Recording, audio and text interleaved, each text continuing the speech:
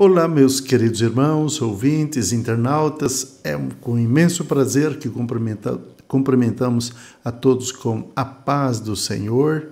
Para aqueles que ainda não me conhecem, eu sou o pastor Antônio Araújo, membro da Assembleia de Deus Missões, aqui em Dourados. Igreja esta presidida pelo pastor Marcos Marim Farias. E nós estamos aqui dominicalmente ministrando a aula bíblica da escola dominical, e nós estamos aqui na nossa terceira aula do terceiro trimestre de 2022, e nós estaremos falando sobre a sutileza da imoralidade sexual. É um tema bastante espinhoso, mas é a palavra de Deus, ela faz esta abordagem, a palavra de Deus estabelece critérios, doutrina, e nós não falamos a nossa própria opinião a respeito do assunto. A Bíblia, ela se autointerpreta. Então, nós vamos aprender da Bíblia, que é a palavra de Deus. Portanto, quero aqui antecipar que as opiniões que, por acaso, as pessoas acham que são minhas, não são. Estas são palavras do ensino de Jesus Cristo. E nós estamos aqui como embaixadores do Reino dos Céus para ministrar o ensino da palavra de Deus. Mas eu quero antes trazer uma música para o nosso enlevo espiritual, a exultação do crente. É um hino tradicional das Assembleias de Deus, é o hino de número 60 da harpa cristã. Então, neste momento, nós vamos ouvir, depois retornaremos para o ensino da palavra de Deus, para o comentário da aula 3 do terceiro trimestre de 2022. Seja bem-vindo à nossa sala virtual da Escola Dominical.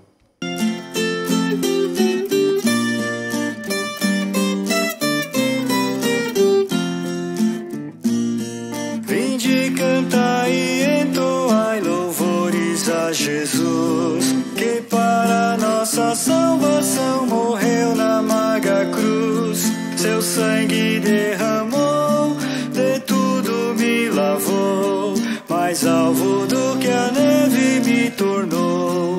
O sangue de Jesus me lavou, me lavou. O sangue de Jesus me lavou, me lavou.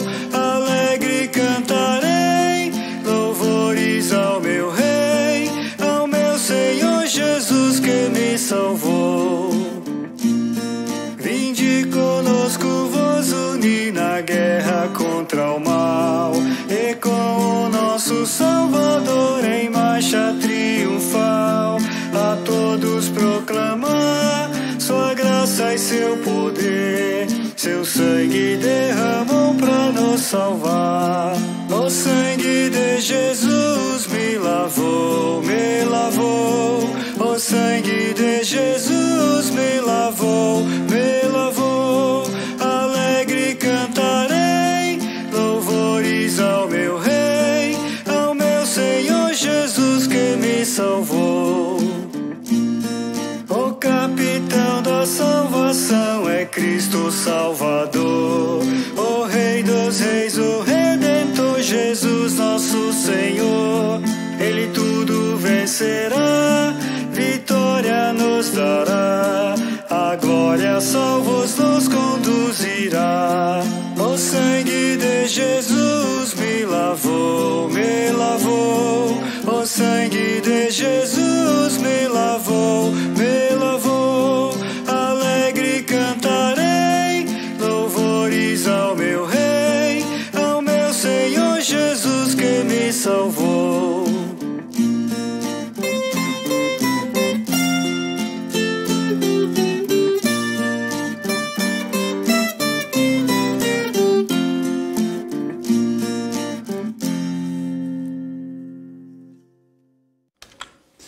Acabamos de ouvir esta mensagem maravilhosa e que nos alegra o coração.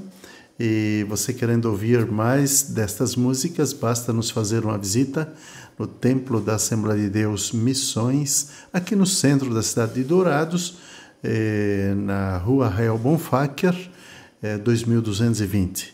Ali o nosso pastor-presidente, Marcos Marins, estará ali para vos receber, para vos recepcionar, e é uma alegria muito grande receber a todos vocês ali no recinto do nosso templo. E, na verdade, o templo não é nosso, né? É um templo que nós temos, mas toda a obra que nós fazemos é para o Senhor Jesus Cristo. Então, meus queridos, vamos à nossa aula desta oportunidade, e nós estamos dando continuidade ao ensino do terceiro trimestre, onde nós temos uma abordagem sobre os ataques contra a Igreja de Cristo. E o subtítulo: A sutileza de Satanás nesses dias que antecedem a volta de nosso Senhor e Salvador Jesus Cristo. Nós temos o tema para a nossa aula. Deixa eu diminuir um pouquinho aqui, né, a minha imagem, né, para a gente visualizar melhor aqui. A sutileza da imoralidade sexual. Este é o tema da terceira aula do terceiro trimestre de 2022. A sutileza da imoralidade sexual. Nós vamos abordar esse tema subdividindo ele em três partes. A revolução sexual. Segundo, as principais distorções da sexualidade sadia. E terceiro, o padrão bíblico para uma sexualidade sadia. Então, nós temos aí, né, a lição 3, aula esta que será ministrada no templo neste domingo, a partir das 8h30 da manhã. Então, meus queridos, você é cordialmente convidado para estar conosco, para ali aprender sobre esse tema, a sutileza da imoralidade de Cristo, da imoralidade sexual. E o texto áureo que nós temos aqui está na primeira carta de Paulo aos Coríntios, no capítulo 6, versículo 18, e que nós lemos, e que nos diz assim: fugi da prostituição. Todo pecado que o homem comete, é fora do corpo, mas o que se prostitui peca contra o seu próprio corpo. Na primeira carta do apóstolo Paulo, capítulo 6, versículo 18. Portanto, salientando que todos os nossos comentários aqui, nós estamos aqui ensinando a palavra de Deus e não a nossa própria palavra.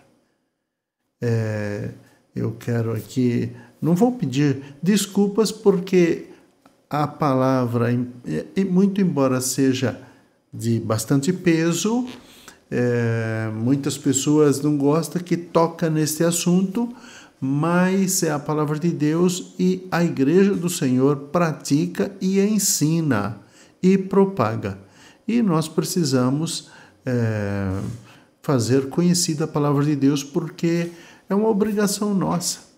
Nós fazemos parte do ministério de Jesus Cristo, fazemos parte da grande comissão, que foi estabelecida no Evangelho de São Marcos, no capítulo 16, a partir do versículo 15, onde a palavra de Deus, o próprio Cristo diz: ide por todo o mundo, pregai o meu evangelho a toda criatura.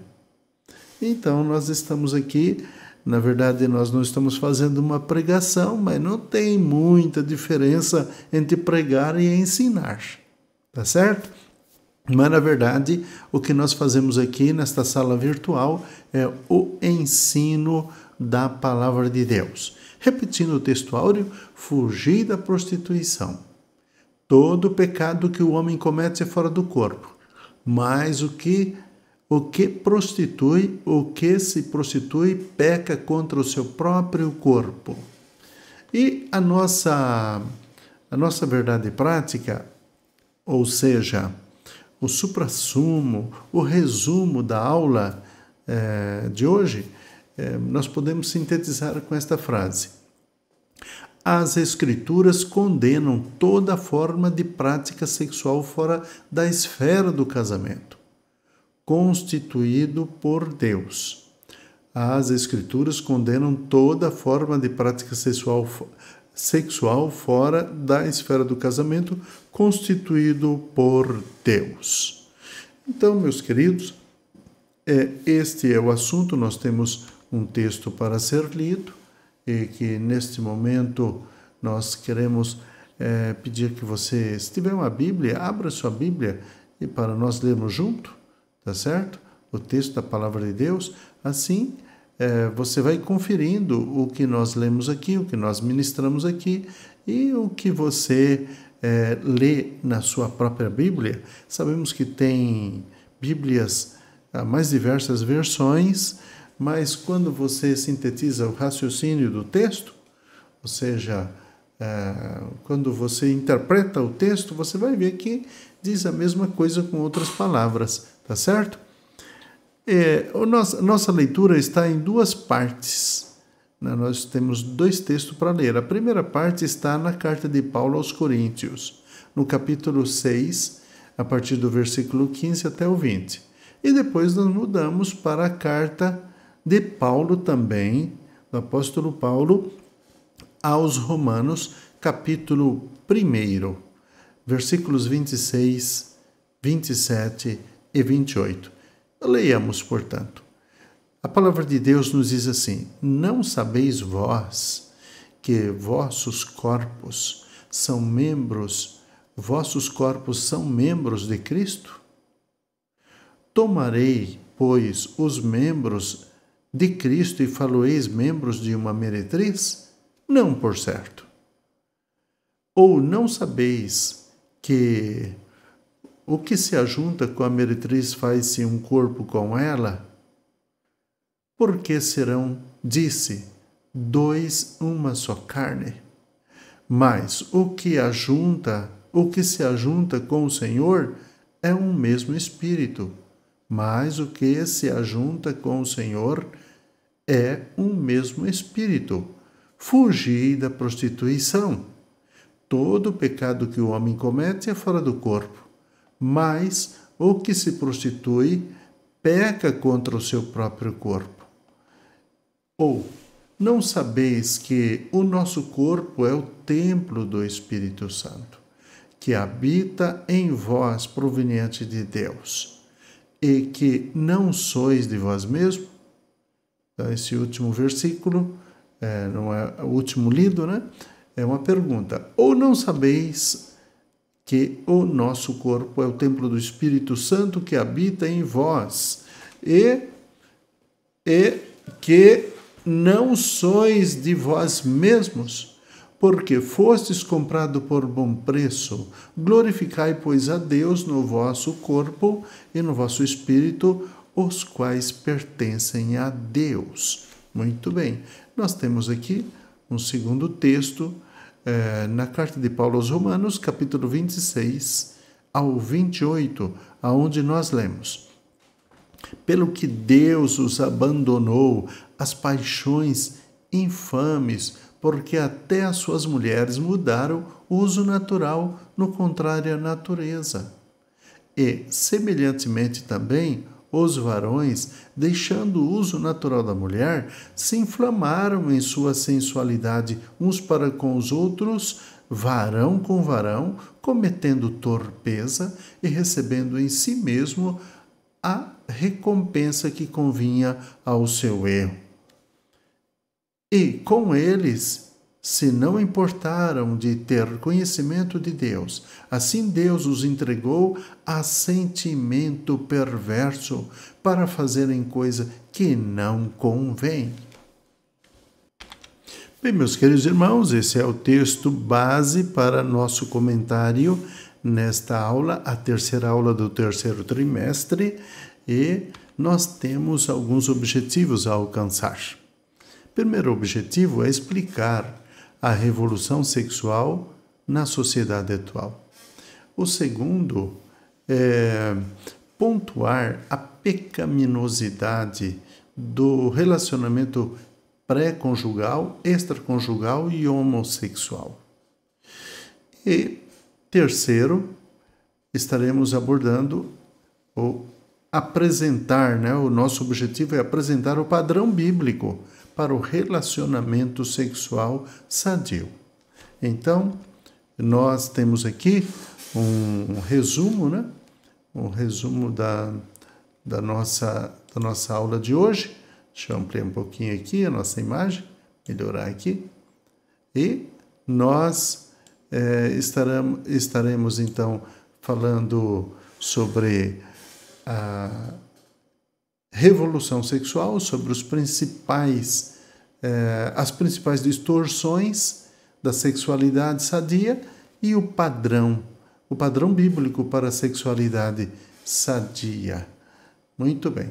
Então, meus queridos, nesta aula nós abordaremos questões relacionadas à sexualidade. É um assunto melindroso, mas nós não temos como fugir disso, porque sexo é uma coisa que todo mundo tem e a maioria praticam, e muitas vezes, por falta de conhecimento, faz as coisas da forma errada. Ou, às vezes, fazem de propósito. Não é? Nós estamos aqui para ministrar o ensino da Palavra de Deus, e aqui nós não temos segredos, não temos tabu. Aqui nós falamos as coisas com clareza, com franqueza, de acordo com a Palavra de Deus, porque o ensino não é meu, pessoal, é o ensino da Palavra de Deus, é o ensino de Jesus Cristo, é o ensino apostólico. Então vamos ao tema desta aula. Espero que você possa gostar, no mínimo aprender sobre este tema, que é a sutileza da imoralidade sexual. Muito bem. Então, destacaremos, meus queridos, a revolução sexual, que ela provocou grandes mudanças na forma como a sexualidade era vista e praticada no Ocidente. Práticas antes vistas como pecaminosa e até mesmo criminosa, no caso do adultério, passaram a ser tratadas com naturalidade e normalidade. Né? Por exemplo, o sexo antes do casamento entre pessoas solteiras, que eram visto como fornicação, passou a ser uma prática cada vez mais aceita e tolerada. Mas, na mesma forma, o adultério, que já foi tratado como crime, também passou a ser visto com naturalidade, bem como a normalização da homossexualidade. Então, nós vamos aqui fazer uma síntese, e a síntese nós estamos tratando da imoralidade, porque o tema da nossa aula é a sutileza da imoralidade sexual. Muito bem. Então, aqui na primeira parte, nós vamos falar sobre a revolução sexual. Então, aqui nós dividimos esse tema em duas partes. O novo paradigma para a sexualidade. O paradigma judaico-cristão moldou a cultura ocidental durante séculos. Dentro desse modelo cultural, os valores morais prevalecentes eram aqueles extraídos da Bíblia ou inferidos a partir dela. Nesse aspecto, a sexualidade humana era vista como algo sagrado e que, portanto, deveria ser exercida dentro dos parâmetros estabelecidos por este modelo. Nesta forma, meus queridos, as relações sexuais deveriam ser heterossexuais e monogâmicas, né? não sendo consideradas normais ou aceita nenhuma outra forma de expressão sexual, né? É o que nós lemos no princípio das Escrituras, em Gênesis, do capítulo 1, versículo 27, onde nós podemos ler: E criou Deus o homem à sua imagem. A imagem de Deus o criou, macho e fêmea os criou. Deus não criou híbridos, Deus criou um homem e uma mulher. Tá certo? Então, esse é o padrão bíblico, é o padrão divino, como o mundo foi constituído, o mundo demográfico, foi dentro desse padrão, dentro desse conceito e dentro desses critérios. Fora disso, está a revelia, né, da lei de Deus. Então, aqui havia, portanto, uma visão conservadora sobre a forma como a sexualidade deveria se expressar. Então, a quebra de um tabu. Vamos aqui para a segunda parte da revolução sexual. A quebra de um tabu. A partir dos anos 60, né? A partir de 1960, né? O Ocidente passa por grandes mudanças sociais, né? Os movimentos de contestação, principalmente da moral cristã, ganham cada vez mais visibilidade, né? E com a chegada da TV, né, a contracultura chega com muito mais força e de uma forma muito mais presente nos lares. E os lares acabaram sendo contaminados, né, por tudo que a TV divulga, né? Os historiadores observam, por exemplo, que a contracepção, a nudez em público, outras formas alternativas de sexualidade, bem como a legalização do aborto, foram fenômenos que começaram a ganhar força nas sociedades ocidentais a partir desta época. Desta forma, a sexualidade, conforme defendida pelo cristianismo, passou a ser considerada um tabu, a ser quebrado, né? A partir de 1980, cresce a indústria pornográfica tremendamente. E a relação sexual antes do casamento torna-se uma prática cada vez mais aceita. Sentindo a pressão social e cultural, muitos dentre os evangélicos passam a fazer concessões a esta nova moralidade.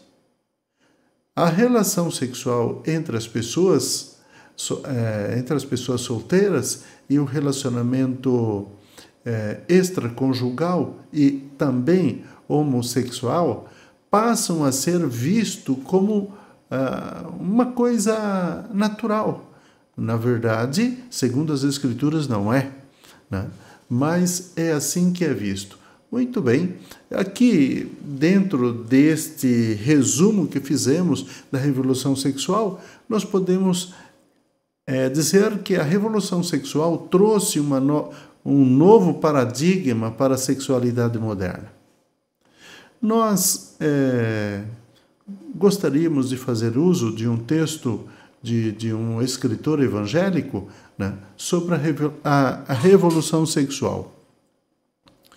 Ele diz o seguinte: a revolução humana e a sexualidade tornaram-se as questões morais divisoras de águas de nossa época. Todos os dias, o ciclo de 24 horas de notícia relata o avanço de uma revolução moral secular em áreas como sexualidade, aborto, suicídio, né? Às vezes o suicídio assistido, homossexualidade e transgenerismo, né? A nova ortodoxia secular está sendo imposta por intermédio de quase todas as grandes instituições sociais. né? Academias, mídias, escolas, as escolas públicas, né? Hollywood, né? Os produtores de grandes seriados, as corporações privadas e a lei, porque nós temos também gente legislando dentro desta área. Aqueles que discordam do ethos secular corrente apelam ao direito à liberdade religiosa. Já o presidente da Comissão de Direitos Civis dos Estados Unidos escreveu com desdém que a expressão liberdade religiosa não representará nada a não ser hipocrisia, enquanto permanecer com o código para discriminação, intolerância, racismo, sexismo, homofobia, islamofobia, supremacia cristã ou qualquer outra forma de intolerância. Observe que a expressão liberdade religiosa é colocada entre aspas, né?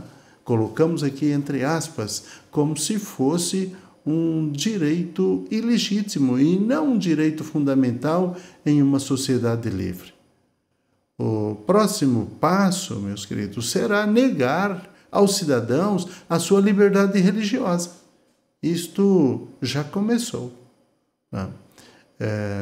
Já tem leis até proibindo que a Bíblia esteja na escola e até em algumas bibliotecas.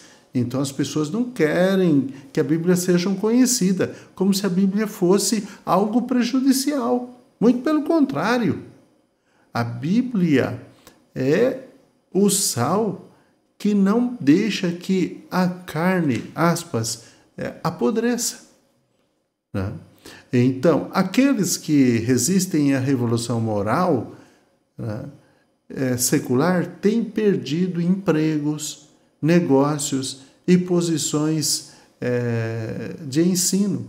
Então, esse é um comentário feito pelo escritor, né, pela escritora, né, Nancy Pearcey, né, e do livro Ama o Teu Corpo, né? Então, meus queridos, nós, cristãos conservadores, né, entendemos que a reprovação da prática homossexual se dá por conta de esta ser contrária à ordem natural da criação, conforme é registrado nas Escrituras.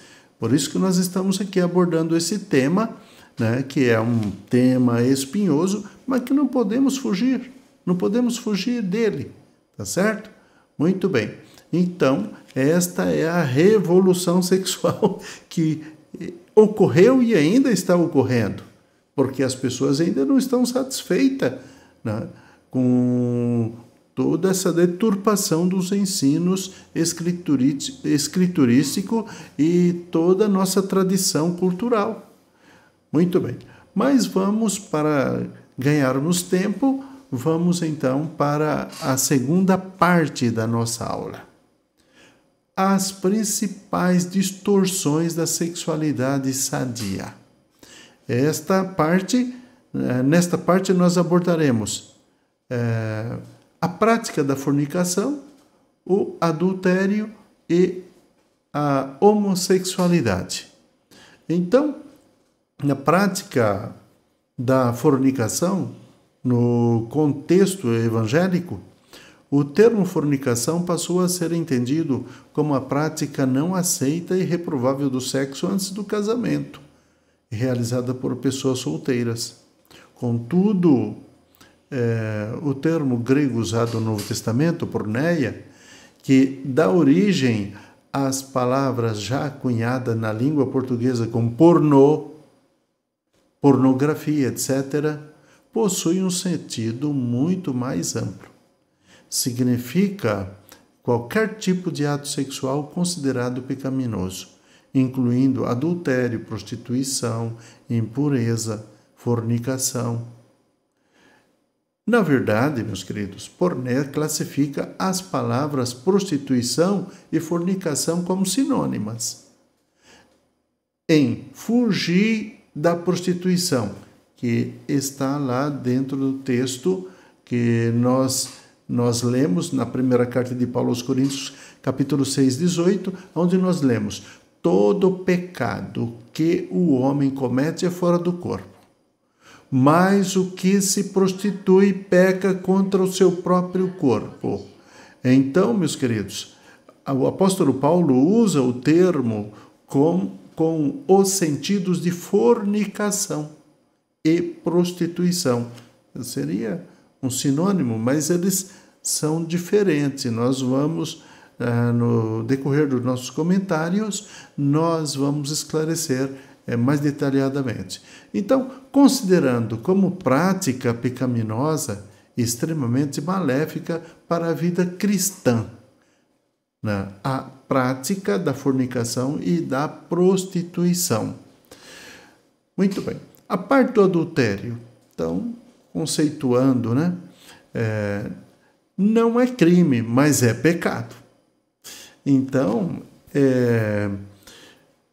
já foi crime, evidentemente, mas hoje, pela nossa legislação, não é mais crime. Mas dentro das Escrituras não mudou nada. Então, nós, os cristãos evangélicos, e eu acredito que os demais cristãos também concordam, né, que o adultério é pecado, né? O adultério já foi considerado crime pela legislação brasileira, até a revogação da lei, né, que o regulamentava. Hoje não é considerado mais crime, contudo, a Bíblia não deixou de... à luz da Bíblia, não deixou de ser pecado. A Bíblia Sagrada, meus queridos, reprova veementemente a prática do adultério. Quando o rei Davi adulterou com Batseba, o profeta Natã, amando de Deus, condenou de forma dura o ato pecaminoso. E nós lemos nas Escrituras, né, em 2 Samuel, capítulo 11, nós lemos o seguinte texto, com respeito ao pecado de Davi. E aconteceu que, tendo decorrido 1 ano, no tempo em que os reis saem, enviou Davi a Joabe, os seus servos, e a seus servos com ele, e a todo Israel, para que destruísse os filhos de Amon, e cercasse a Rabá. Porém, Davi ficou em Jerusalém. E aconteceu, à hora da tarde, que Davi se levantou e andava passeando. Davi se levantou e andava passeando no terraço da casa real e viu do terraço uma mulher e se estava banhando. E ela era, esta mulher, formosa à vista. E enviou Davi a perguntar por aquela mulher. E disseram, porventura, não é esta Batseba, filha de Eliá, mulher de Urias, o Eteu? Então enviou Davi mensageiros e mandou trazer. E entrando a ela, ele se deitou com ela e já ela se tinha purificado da sua imundície. Então voltou ela para sua casa, né? E a mulher concebeu e enviou e fê-lo saber a Davi. E disse, pejada estou, ou seja, estou grávida. Então, meus queridos, esse é um texto na linguagem clássica, né? Mas você pode utilizar a Bíblia aí na linguagem de hoje e vai ter uma linguagem mais adequada para a compreensão. Então, este é o texto que nós encontramos no segundo livro de Samuel, capítulo 11, versículo 1 a 5. Nós temos ainda o complemento do texto que diz assim, por que, pois, desprezaste a palavra do Senhor, fazendo mal diante dos seus olhos? A Urias, o Eteu, feriste a espada, e a sua mulher tomaste por tua mulher. E a ele mataste com a espada dos filhos de Amon. Agora, pois, não se apartará a espada jamais da tua casa, porquanto me desprezaste e tomaste a mulher de Urias, o heteu, para que te seja por mulher. Então, meus queridos, no que pese o rei Davi ser o homem segundo o coração de Deus, ele cometeu, esse crime. Então, não é só naquela época, do Antigo Testamento, ou no século apostólico, ou nos nossos dias atuais, que essa prática é pecaminosa. Ela sempre será, diante da Bíblia, diante dos olhos de Deus, será pecaminosa e sempre receberá a devida punição de acordo com as orientações da Bíblia. Na literatura, meus queridos, sapiencial, especialmente as de Provérbios, sobejam as advertências contra esta prática. Nós temos em Provérbios, capítulo 5, versículo 1 a 23, um texto longo, não vamos ler, mas nós temos um texto de Jesus Cristo e dos seus apóstolos que condenam o adultério em Mateus 5, 31 e 32, onde podemos ler. Também foi dito, qualquer que deixar a sua mulher, dê-lhe carta de desquite. Eu, porém, vos digo que qualquer que repudiar a sua mulher, a não ser por causa da prostituição, faz que ela cometa adultério. E qualquer que casar com a repudiada, comete adultério. Então está em Mateus, Mateus capítulo 5, versículo 30 e 32. E também na primeira carta de Paulo, capítulo 6, 9, nós lemos: não sabeis que os injustos não hão de herdar o reino de Deus? Então, quando nós praticamos, porque há muitas pessoas que se envolvem por caminhos tortuosos da sexualidade para poder arrumar um divórcio. E daí, então, eles se divorciam cometendo uma injustiça, porque o divórcio só é tolerado segundo as Escrituras, não é que é o desejo de Deus, mas é tolerado quando há a traição do cônjuge. O cônjuge que não tem condições de perdoar, então tem liberdade sim de dar carta de divórcio ou de desquite. Isto é bíblico e não temos como contestar. Muito bem, concluindo esse tema, as principais distorções da sexualidade sadia, nós também temos a homossexualidade. Uma contradição, meus queridos, da ordem natural. Os cristãos que veem a Bíblia, que têm na Bíblia a sua única regra de fé, compreendem o homossexualismo como um comportamento adquirido. Algumas pessoas dizem que o homossexualismo é doença, mas não é. Tem outros que dizem que a pessoa nasce homossexual. Não, também não nasce.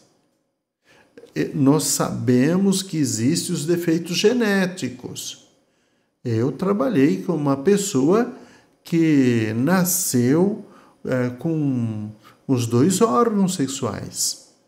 Um mais desenvolvido, outros menos desenvolvido.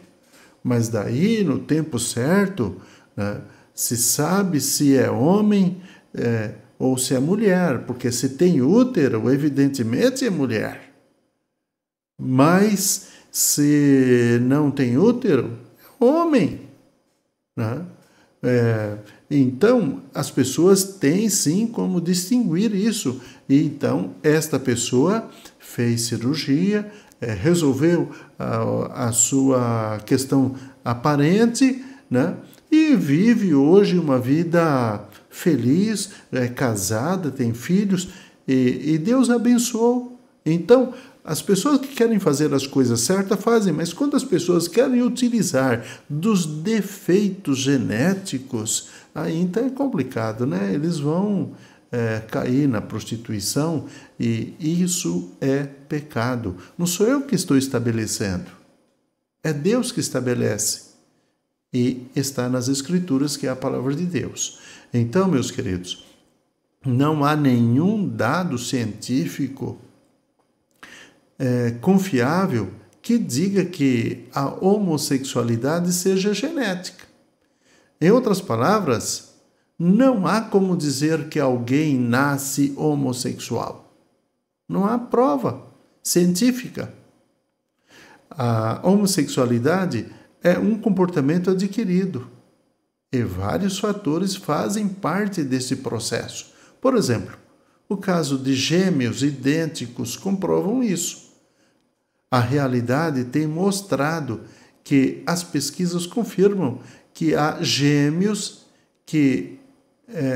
em que um é homossexual e outro não. Então, foi uma opção que eles fizeram. Não é questão que eles nasceram daqueles. Por que um nasce e o outro não? Tá certo? Se são gêmeos, certo? Então, se a homossexualidade fosse genética, isso jamais aconteceria, de serem gêmeos e ter comportamentos diferentes. Né? Em outras palavras, os gêmeos seriam homossexuais, pois possuem as mesmas constituições genéticas, os mesmos cromossomos. Então, meus queridos, assim os cristãos conservadores que amam a palavra de Deus e o corpo de Cristo, que nós chamamos igreja, entendem que a reprovação da prática homossexual se dá por conta de esta ser contrária à ordem natural da criação, conforme registrado na Bíblia, e não um furto, um fruto de preconceito. Não tem nada a ver uma coisa com a outra, certo? Uma coisa é a sua opção, né? Você fez opção por a homossexualidade e depois querem atribuir às pessoas que conhecem a Bíblia e que vivem uma prática cristã autêntica como homofóbico, como preconceituoso. Não tem absolutamente nada a ver com as coisas. Isso está dentro da liberdade das pessoas. Você, que é homossexual, tem a liberdade. Nós não somos, temos a nossa liberdade. A gente respeita vocês e vocês também nos respeitam. Agora, se vocês querem entrar pelo padrão bíblico, então, nesse caso, seja bem-vindo, né? Estou falando para aqueles que têm a prática homossexual. Todavia, fica no seu livre-arbítrio. Então, o que nós temos nas Escrituras em Romanos, capítulo 1, versículo 26? Não. Por isso, Deus os abandonou às paixões infames. Isso é o apóstolo Paulo que está falando, né? Porque até as suas mulheres mudaram o uso natural, no contrário à natureza. Aí prossegue o apóstolo Paulo dizendo: não sabeis que os injustos não hão de herdar o reino de Deus? Não erreis. Nem os devassos, nem os idólatras, nem os adúlteros, nem os efeminados, nem os sodomitas, nem os ladrões, nem os avarentos, nem os bêbados, nem os maldizentes, nem os roubadores herdarão o reino de Deus. Paulo escreveu na sua primeira carta aos Coríntios 6, 9 e 10. Então, não é opinião minha, nem do meu pastor, é o ensino das Escrituras. Se você aceitar, bem, aplausos para você. Se não aceitar, respeitamos a sua decisão. Então, meus queridos, para os devassos, para os sodomitas, para os roubadores, né? Para os mentirosos, para os perjuros e para o que for contrário à sã doutrina, né? Então, estas pessoas se enquadram dentro daquele grupo das pessoas que não herdarão o reino de Deus. Não sou eu que concedo o reino de Deus para você ou retiro. É Deus que dá isso à sua disposição, mas tem critério para chegar lá. Então, as principais distorções da sexualidade sadia foi o que nós comentamos até aqui e queremos sintetizar numa frase. O relacionamento, meus queridos, pré-conjugal, extraconjugal e homossexual é uma prática que distorce o propósito de Deus. Amém? Muito bem. Então vamos para a parte final da nossa aula. Tá? O padrão bíblico para uma sexualidade sadia. Então, o padrão bíblico para uma sexualidade sadia está subdividido em 3 tópicos. O primeiro, uma necessidade da criação. Segundo, sexo, complemento e satisfação. Terceiro, o pastoreio cristão e a prática homossexual. Muito bem. Então, nós estamos dentro do padrão bíblico para a sexualidade. Padrão bíblico. O que a Bíblia fala sobre isso, né? O sexo atende uma necessidade da criação, meus queridos. Uma das principais razões, né, da prática sexual está associada à procriação, à perpetuação da espécie. Não há outra forma de perpetuar a espécie se não for, certo? Através da prática sexual, certo? Estabelecida por Deus. Deus não... sexo não é uma coisa feia, não é uma coisa, como diz assim, hedionda, que a gente se recuse, tá certo? Sexo é uma coisa bela, é uma coisa prazerosa, mas não é somente para ser admirado, não é somente para prazer. Tem um propósito muito mais importante do que prazer e do que ser belo. É a perpetuação da espécie. É Deus que estabelece esse critério. Não adianta querer reinventar a roda. Deus disse para o primeiro casal: se multiplicar e encher a terra. Eu sou o primeiro de uma família de 12, né? Então, o meu pastor disse, né? Olha, crescer, multiplicar e encher a terra, Deus falou para Adão, não falou para o Senhor. Então, tá falando para o meu pai. Então, meus queridos, nós, evidentemente, hoje temos um número de filhos bastante reduzido. E tem casal que envelhece e nem filhos não tem. Eu acho que tem aqueles que têm defeito genético, tem falha genética, tá certo? Precisa de tratamento, a esposa para conceber. Às vezes o problema não é dela, tá certo? Mas é o critério, dentro dos critérios que Deus estabeleceu. Em Gênesis, capítulo 1, versículo 28. Então, sem a procriação, não haveria perpetuação da espécie. O sexo, portanto, meus queridos, atende uma necessidade premente da criação. Então, quando as pessoas estão aí incentivando o casamento do homem com homem, a mulher com a mulher, certo? Na verdade, eles estão querendo controlar a sua família para vocês não gerarem filhos. Por uma porção de motivos que eu não vou discorrer aqui, por uma questão política, e eu não quero me envolver nesse assunto, tá certo? Mas fica atencioso, pesquise, que você está sendo manipulado. Muito bem, o sexo, complemento e satisfação. Então, o sexo como complementação e satisfação, certo? além da procriação, o sexo deve atender à necessidade de complementação e satisfação.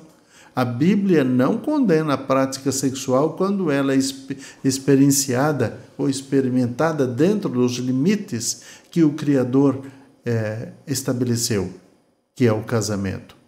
Conforme Mateus 19:5. E disse, portanto, deixará o homem pai e mãe, e se unirá à sua mulher, e serão dois uma só carne.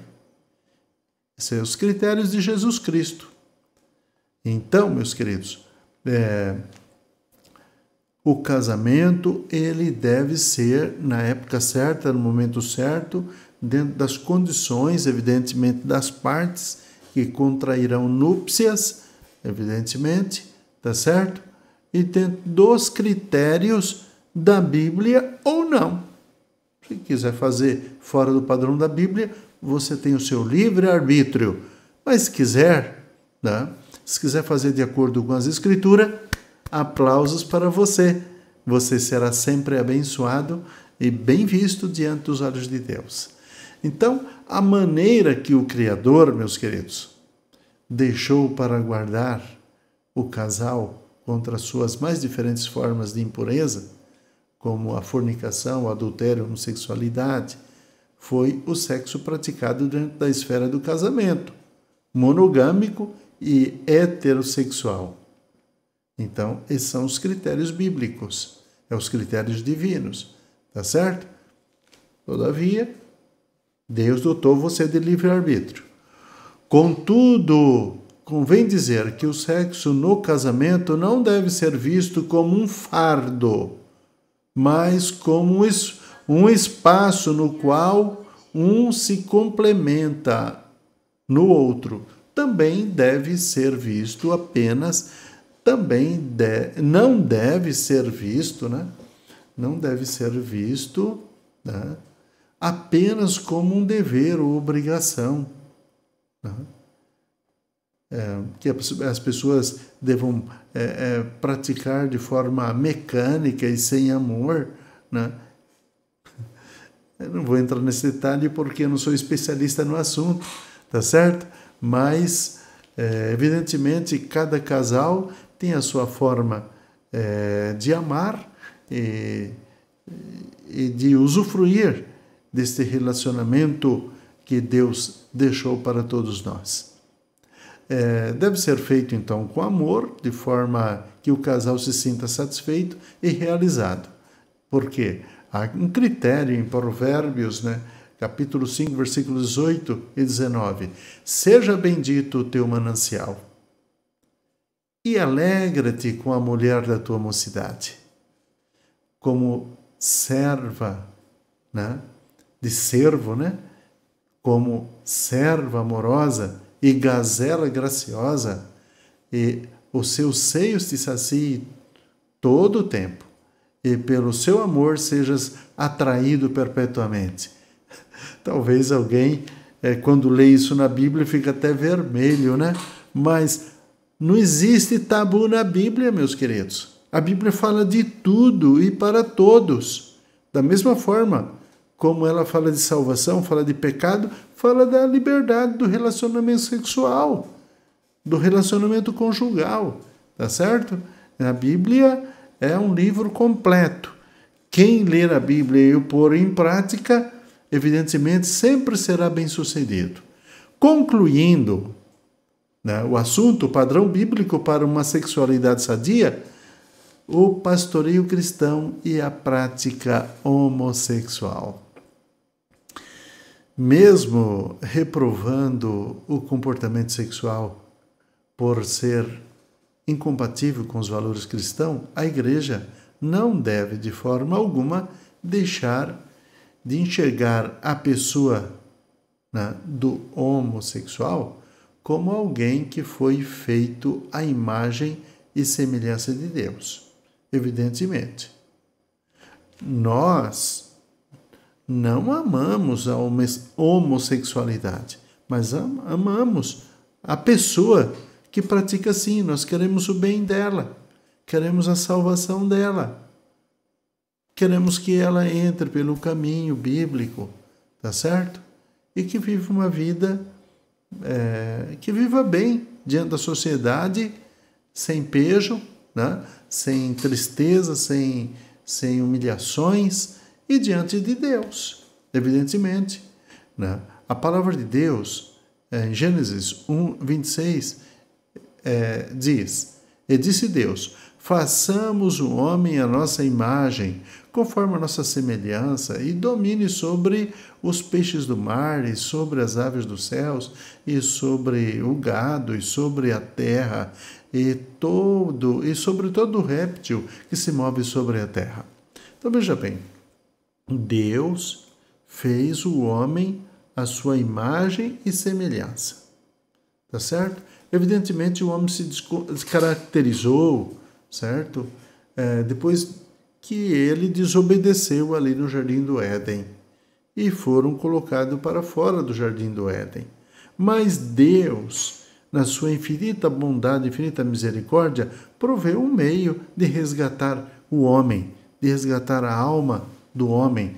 E quando eu falo homem, eu falo em termos genéricos, humanidade, o homem e a mulher. E que, portanto, também por ele é amado, porque nós lemos em São João, no capítulo 3, versículo 16, porque Deus amou o mundo de tal maneira que deu o seu Filho unigênito, para que todo aquele que nele crê não pereça, mas tenha a vida eterna. Mesmo que tenha sido, desbotada pelo pecado, contudo, nenhum homem ou mulher deixou de ser a imagem de Deus. E como tal, deve ser visto e respeitado como pessoas. Tá certo? A igreja, portanto, não deve rejeitar o homossexual, como não deve rejeitar as demais pessoas que agem de forma contrária aos valores cristãos, porque eles estão exercendo o seu livre arbítrio. O único detalhe é que a igreja, toda denominação, toda instituição religiosa tem estatutos. E lá nos estatutos estão previstos os critérios para uma pessoa se tornar membro, para uma pessoa se tornar uma pessoa habilitada para participar do batismo bíblico, da ceia do Senhor, tá certo? Para ter funções internas dentro da administração. Tem critério, tá certo? Está no estatuto. E o estatuto vale para a igreja, assim como a Constituição vale para o país, tá certo? Então, se enquadrando dentro dos estatutos, que o estatuto é um comentário daquilo que a Bíblia estabelece, dos critérios bíblicos, então a pessoa pode sim ser batizado, ser membro, participar da ceia, ter até funções dentro da instituição da igreja. Todavia, meus queridos, por acreditar que a homossexualidade deve ser vista como um comportamento adquirido e que, como a prática se afasta daquilo que preceitua a Bíblia sobre a correta expressão da sexualidade, ensina e ordena o abandono e a abstinência da prática por parte daqueles que se converteram à fé cristã. Tá certo? Então, as pessoas podem vir para a igreja, mas conforme está estabelecido na Bíblia e no Estatuto da Igreja, a pessoa tem que se submeter. Ao contrário, ela não pode ser admitida como membro. A Igreja crê e defende que qualquer forma de expressão sexual fora do casamento ou praticada por pessoas do mesmo sexo é mostrada nas Escrituras como pecaminosa. Não temos que acrescentar mais nada sobre esse assunto. Por outro lado, meus queridos,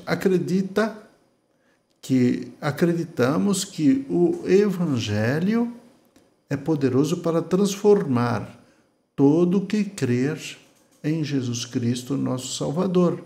Isto inclui os homossexuais. Bom,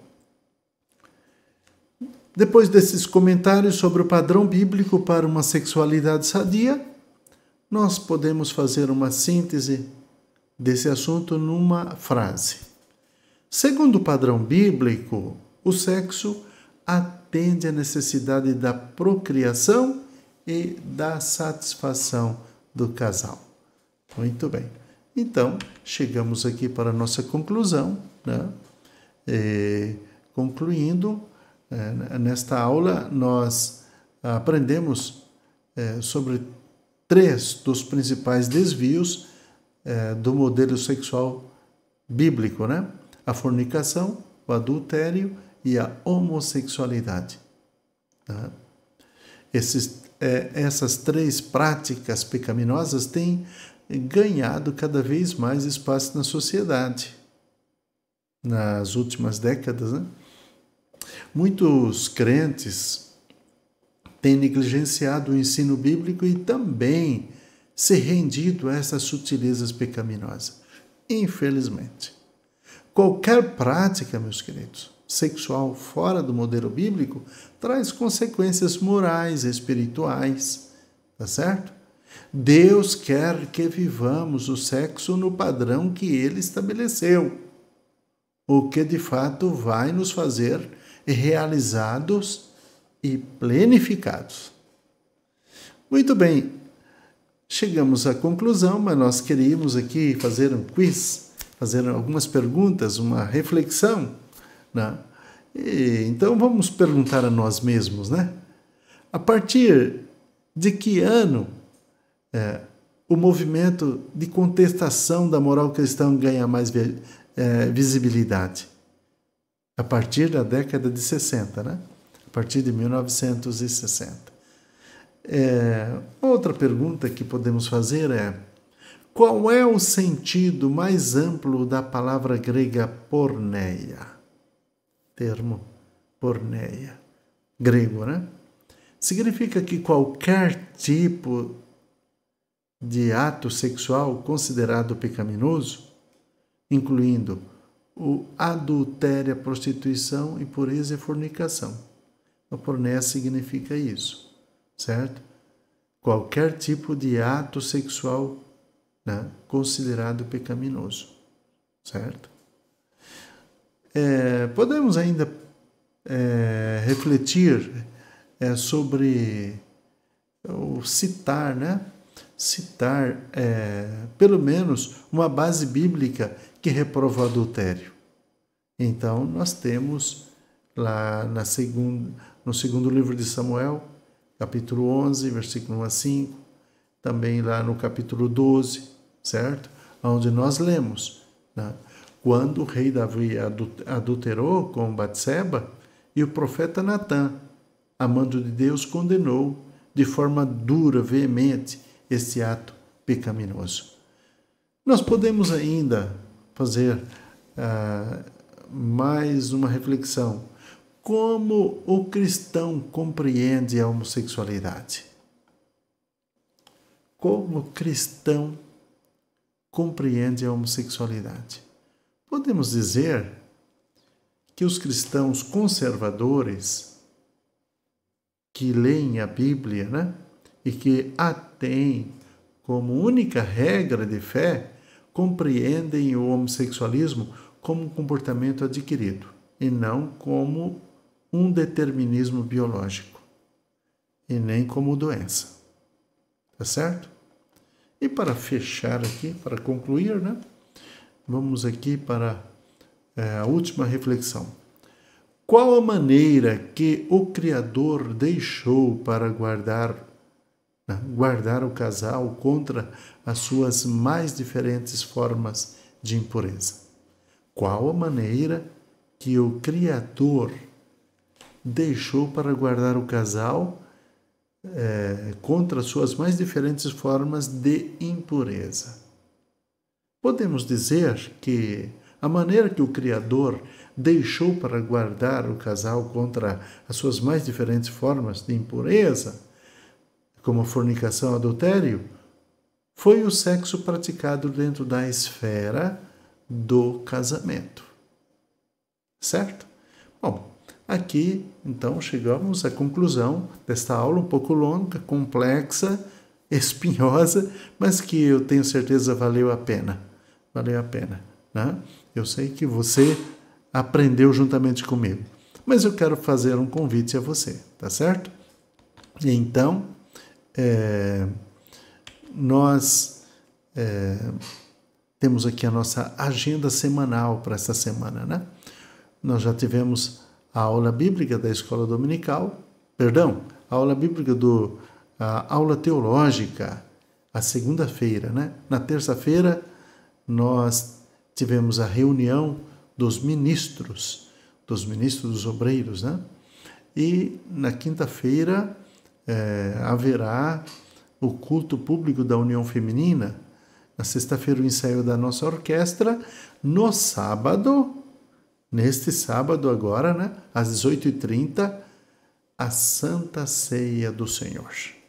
Vá pronto para participar. Jesus Cristo só deu 2 ordenanças. O primeiro foi o batismo, né? Ide e batizai. E a segunda foi, né? A ceia do Senhor. No dia que ele participou da última Páscoa, ele instituiu a ceia e ele pegou um elemento, certo? Da Páscoa, certo? E pegou um outro, que foi o vinho, ou suco de uva, certo? Para estabelecer ali o símbolo do seu corpo e do seu sangue. Pão e vinho.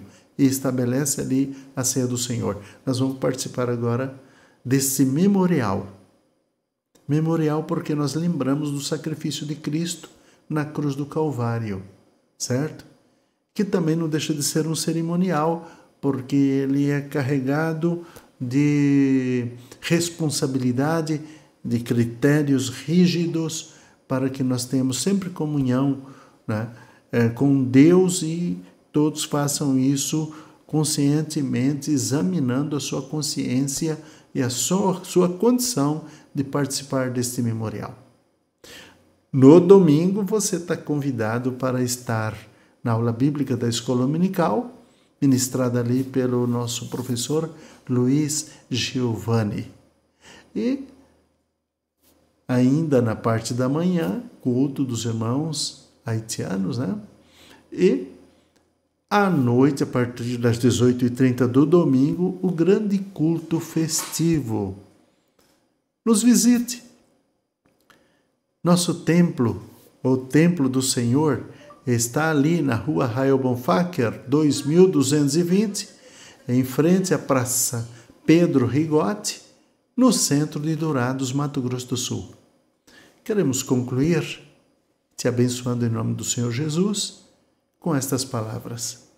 Que o amor de Deus, a graça do nosso Senhor e Salvador Jesus Cristo e a comunhão do Espírito Santo seja contigo, com a tua casa, com a tua família. Vivamos hoje como se Cristo voltasse, hoje mesmo. Deus vos abençoe.